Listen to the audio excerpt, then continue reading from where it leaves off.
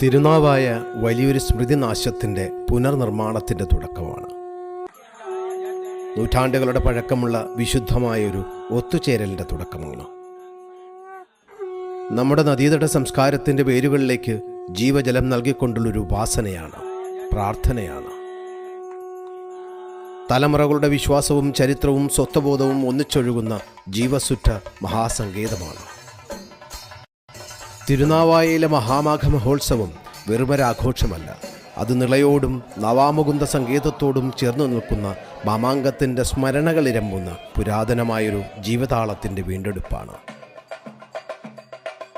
വൈവിധ്യങ്ങളുടെ അറിവിൽ അഭിമാനിക്കുന്ന ഒരു സമൂഹം പാരമ്പര്യങ്ങൾക്ക് വിരാമമിടുന്നതിന് മുൻപ് ഒന്ന് ചിന്തിക്കണം.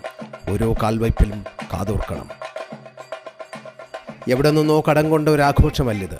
ഒരു മണ്ണിൻ്റെ ആത്മാവിൽ നിന്ന് കിനിഞ്ഞു വന്നതാണ്. പൈതൃകമെന്നത് ഒരു കിടാവിളക്കാണ്. അണഞ്ഞു പോകാതെ വളരെ സൂക്ഷ്മതയോടെ ചേർത്തു പിടിക്കേണ്ട ഒരു കിടാവിളക്ക്.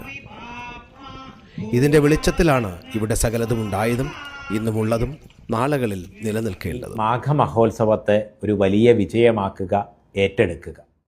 എല്ലാ വിശ്വാസികൾക്കും അഹിംസയിലും ശുദ്ധിയിലും പുഴയോടും ഈ മണ്ണിനോടുമുള്ള ആദരവിലും ഊന്നിക്കൊണ്ടുള്ള മഹാമാഘമാസ പുണ്യസ്നാനവും ഐശ്വര്യങ്ങളും ഉണ്ടാവട്ടെ. ഏവർക്കും നന്മകളുണ്ടാവട്ടെ.